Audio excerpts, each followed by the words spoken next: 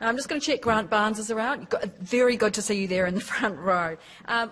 Talking of housing, segues pretty neatly onto Auckland, which, as we know, has a pretty overheated property sector. Much said about the power of Auckland, the power of the super city, challenging Wellington. Lots been said about the mayor, but I'm not going there today. We know much of the country's success does rest in terms economically on Auckland's success. We also know massive challenges around housing and transport. Auckland Council has a stated goal of delivering the world's most livable city. To tell us how they're going to do that, please welcome Grant Barnes, who is the Manager Strategy and Research for Auckland Council.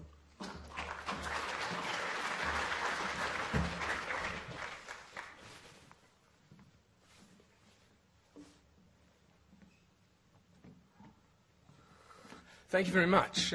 Thanks to Liz and her team for the invitation. When it came my way, I thought, absolutely, I'll come down here because I'm like the minister. I'm an evangelist. I love this stuff. I love the power of data delivered in the right form. Cannot be underestimated. I work in Auckland Council as it's been introduced. I head the strategy team, and if you accept, as I do, that strategy is about envisaging futures different from the present, finding ways of breaking the rules of the game, bringing in creative, critical thinking, you need to do that on a solid evidence base. You need to love the data. So 2014 is about as good as it gets at the moment, isn't it? Release after release of fascinating data and information. It's like Christmas and Easter all rolled up into one. So that's hand on heart. That's who I am. I am a data evangelist. I love this stuff, and thank you. Okay, I'm going to click the right button, talk about three parts today. I'm going to outline the vision for Auckland. I'm going to follow that up with identifying, as we see, the challenges and the opportunities that are ahead. And I think most relevant to this audience, I'm going to roll it out with an identification of the important evidence that's required. So, firstly, in describing the vision for Auckland, I think it's important to briefly consider where we've recently come from. Back in 2009, there was a Royal Commission into Auckland local government which identified, fair to say, many problems and challenges with having 7 territorial authorities and 1 regional authority. The Royal Commission made some very strong recommendations, and that led to November 2010, the formation of Auckland Council. We all became one.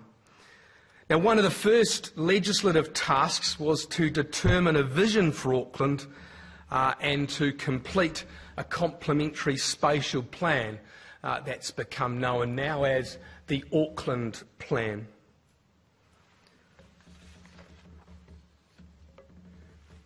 Now, Mayor Len Brown has championed since his inauguration in 2010 an aspiration for Auckland as being the world's most livable city.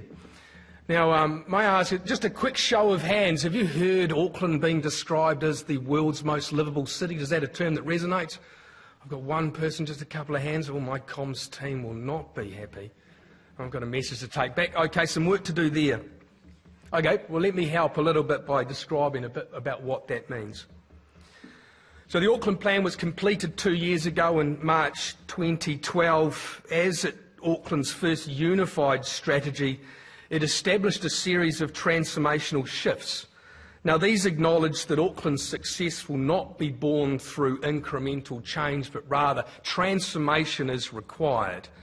Now, these are identified in 6 key areas. Environmental action at the top, public transport, urban living, living standards, Māori wellbeing, and children and young people. Now, if you'll bear with me, I will run through each of those 6, albeit quickly. Starting with number 1, a transformational shift to dramatically improve the prospects for Auckland's children and young people. Now, individuals under 18 make up over 1/5 of Auckland's population, or 270,000. Too many of our children and young people are not achieving at school. Too many are not going on to further education.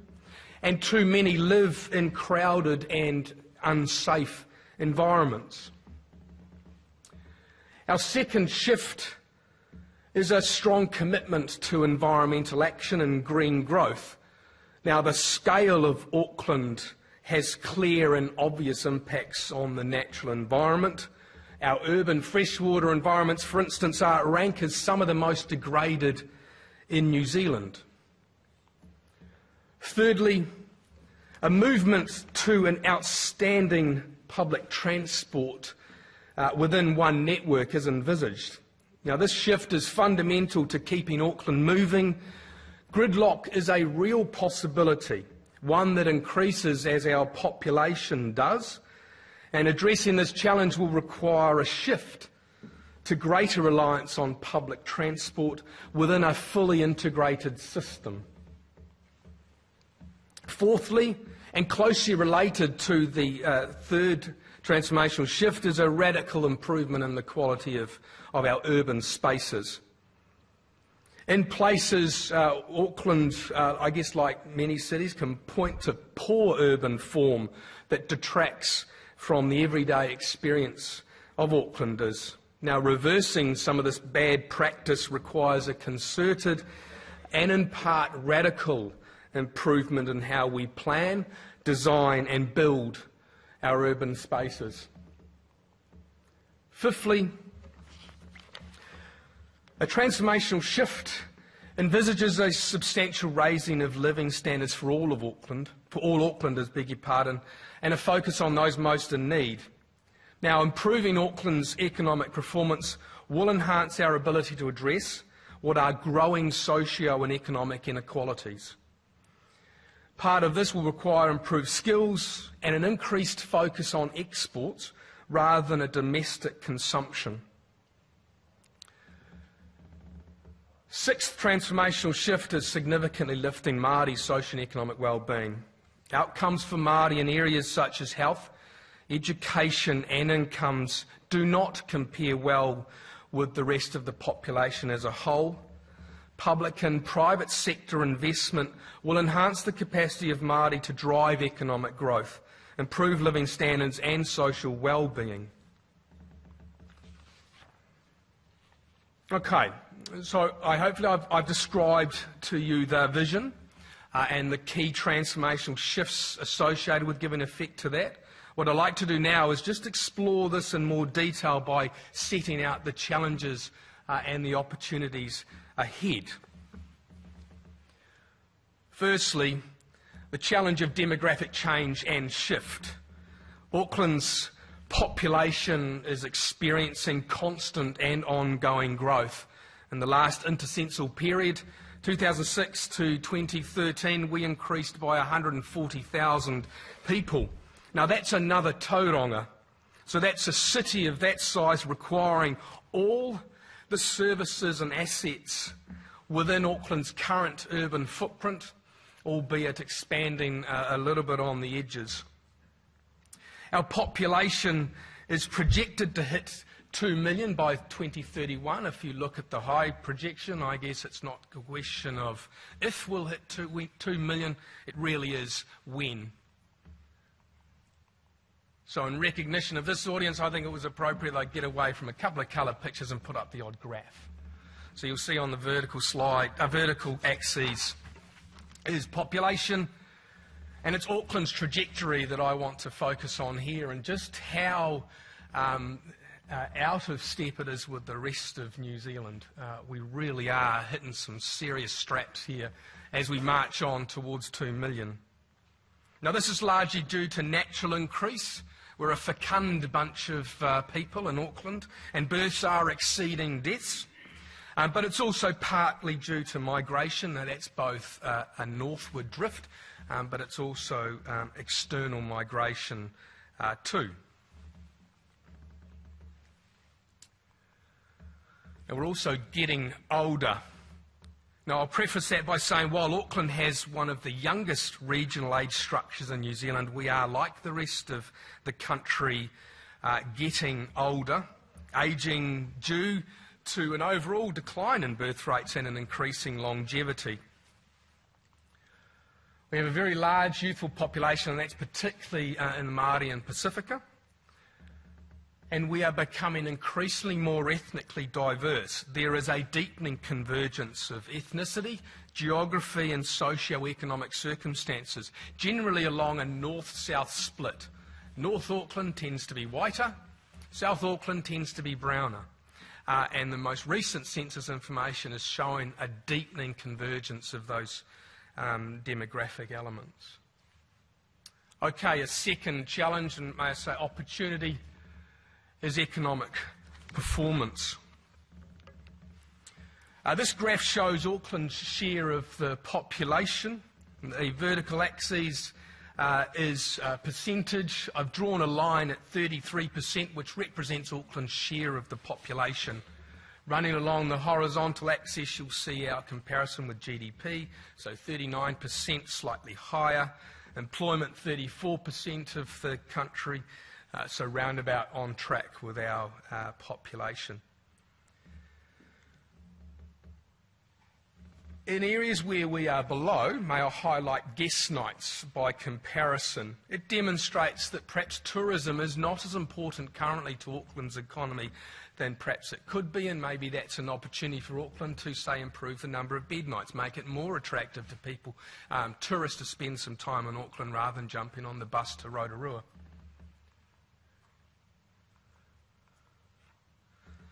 Briefly and very quickly, I just want to talk about the agglomeration effect. Now, Auckland is a really productive place.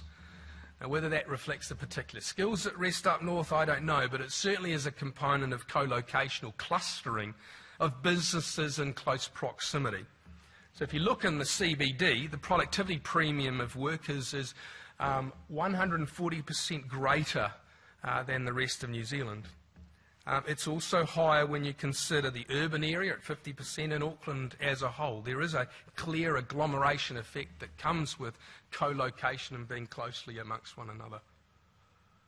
Okay, a third challenge, opportunity, is the one around Auckland's environmental stewardship. So the natural beauty of Auckland is considerable. The three harbours, the lengthy coastline, the bush-clad hills of the Waitakeres and the Hunuas are valued by all Aucklanders. However, as we grow, more resources are consumed and more waste is generated. The Council has set itself some pretty ambitious targets to address that, and a couple of examples are put up on the slide there. Seeking a zero waste proposition by 2040 and a reduction in greenhouse gas emissions of 40% of 1990 by 2040. Fourthly, very much an opportunity, and one I just want to talk about finally, is drawing attention to Māori in a post-treaty settlement environment. Auckland is home to New Zealand's largest Māori population, half of which are under 20 years of age.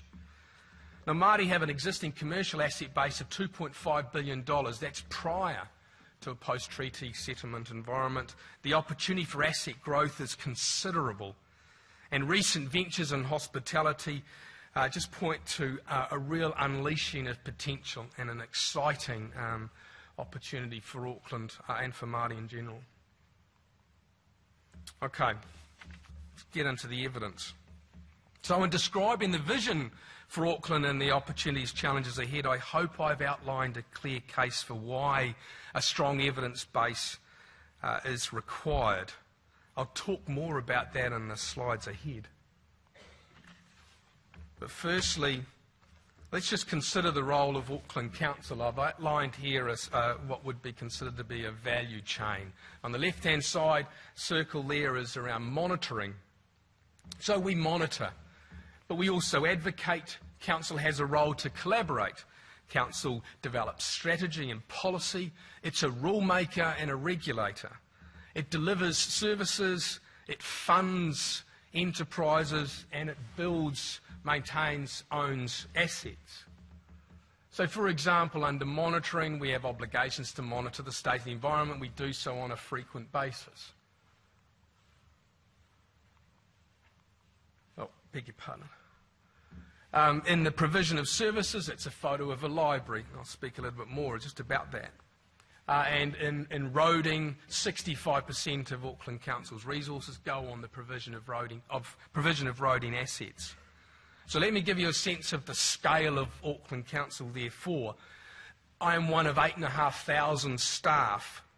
The annual operating budget is $4 billion within an asset base of $30 billion. If you were to list Watercare Services Limited, one of our council-controlled organisations on the New Zealand Stock Exchange, it would be the 5th largest by virtue of its asset valuation.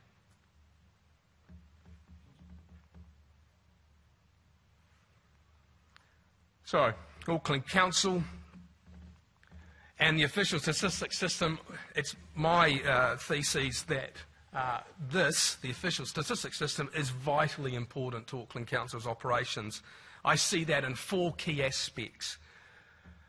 Planning for the future, the distribution of resources, the making of robust decisions, and the tracking of change and progress. And I'll just talk more about each of those 4 pillars in a few slides ahead. So planning for Auckland's future. We do a lot of modelling. Here's a photo of our modelling team leader. It requires being able to project out years ahead, to be able to develop scenarios, to forecast, to project, not predict, project what the future may look like in 10, 20, 30 years' time ahead. Now, we work very closely with Liz's team on this and rely very heavily on the projections that Stats NZ produce. For example, the population, dwellings and households are an essential component of the Auckland growth model. We do other modelling work, the Economic Futures Model as an example, and another one would be the Auckland Strategy Model. As I said before, these rely very closely on the information, the projections that come from Stats NZ. We anticipate them, wait for their release, and we're hanging on, I think, to next year for the next release of the population projections. Okay, distributing resources. As I mentioned earlier, the Auckland Council family includes council-controlled organisations.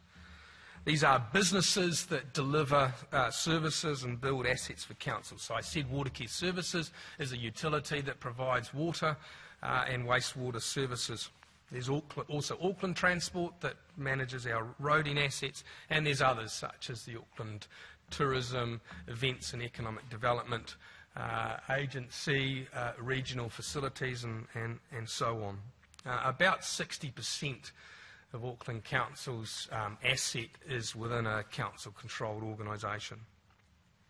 Let's talk a little bit about some of the stuff that's not in a CCO, would be, say, community facilities. That's $160 million of annual spend, provision through 59 community centres, 127 community halls. Now, where those facilities are located and how the services within those facilities are fashioned requires a good understanding of the local community makeup. You know, its demographic profile, its economic elements, what it is that the community wants and needs in order for us to provide the services requires a good understanding of statistics. Cemeteries, probably not the most glamorous element of Auckland Council's work, but there are 52 of them. I guess it's an ultimate conclusion for all of us that we ultimately do die. Where we're going to die and what we're going to do with the resultant physical form requires, in some cases, the provision of cemeteries. And finally, I'll just talk about local parks. 2,900 local parks. It's an important part of our green space, particularly within our urban area, as Auckland becomes more dense. You know, the notion of the quarter-acre section is really one for Auckland that whilst there will still be elements of it, will be less prominent than what it has been before, placing greater reliance on local parks as a place for recreation, whether it's passive or active. So 2,900 local parks. Okay, making robust decisions. I'm going to give an example of that, a real timely one from us at the moment. So we're required to make decisions that are based on sound evidence and good judgment. We must determine the benefits and costs of investment decisions, and we must demonstrate that alternatives have been considered. So the animation on the right is the City Rail Link. It is a large program of investment planned over $2 billion. If you're not familiar, just very quickly, it's about unlocking the rail network potential by creating a link, an inner city link, a metro, if you like, a lengthy tunnel and a number of rail stations. That required considerable amount of modelling to construct a robust business case. Now, it was the robustness of that business case that ultimately led to central government's support. Tracking changes and progress. Oh, beg your pardon. Oh, okay. It has two components. One, importantly, is are we making progress? So if I've set up, as I did at the outset, 6 transformational shifts, we have an obligation to report to Council and to our community how well we're doing in terms of the transformation. We use statistics to do that, to show over time, is it getting better or worse? Are we making a valid change? Is it because of our activities? And secondly, how do we compare? So how does Auckland compare within New Zealand, and how does Auckland compare internationally? If we are to be the world's most livable city, then we need to have an understanding of other cities along a livability continuum. So opportunities for improvement. So I'll say firstly, simply put, we use statistics every day. We do so as a key user, but I also believe we do so as a partner. We work very closely with Statistics New Zealand and other central government providers of data and statistics, and we value the relationship we have with these entities. We do see some opportunities for improvement, so I don't want this to be entirely about cheerleading. I'll give an area where I think we could do better. So firstly, it's improving the resolution of the official statistics system at a regional level, and I'd go a step further and say at a local level too. I'd note that we really need data that facilitates international benchmarking. It's pretty hard to find right stuff that allows us comprehensively to compare Auckland with other cities, so Australasian, North American and others that we aspire to. Thirdly, the communication of regional GDP reporting and by sectors of interest. This is something that for us is a little bit ad hoc at the moment, and we'd like to be involved in addressing that. And fourthly, I see an opportunity for greater cooperation of the timings of information release. I think it might have been peculiar to the last census, given that for valid reasons there was a delay. But it did mean that the results were highly anticipated, particularly by media. It made it difficult to respond to the media questions when we didn't have a heads up earlier. So I just wonder whether there's an opportunity for some sort of lock-up, as they do in the budget, where you get us all into a room, shut the doors, give us the information and give us an opportunity to digest alongside the media, such that when the messages go out, they are ones that are better understood. I have to say, from a practical experience, there was a lot of scrambling that my team had to do in a 20 to 30 minute period from when the release came out to starting to answer media questions. And we could have been better prepared. We could have been able to service media inquiries better, and I think we could have got out better information to the communities. We've done so subsequently, but I'm going to raise it. I think there might be some opportunities for greater cooperation around timing of information release and how that's done. Okay, I'm going to draw this to a close. I want to make a final point. If it ain't broke, don't fix it. Now, I mean this in the sense of the 5-yearly census. This, for me, for my team, is very important. We want it. We see it being kept. We don't see a viable alternative at the moment. We expect, hope, fingers crossed, for a 5-yearly census to come up. As I say, it ain't broke. I'll leave it there. Maybe there's some time for questions. There is time for questions. Yes, if we have some questions for Grant, do we have some questions from the room?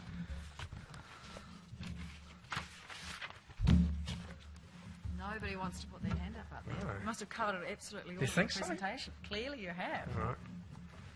I don't want to know. I've always got a question. Yeah, I'm sure. Well, that's why I do what I do. Indeed. When we talk about the goal of Auckland most livable city, and you've given us what you think, how you think you're going to get there, is there a measurement at the end? Is there a point when you go, well, yep, we've made it. We actually are. Auckland actually is.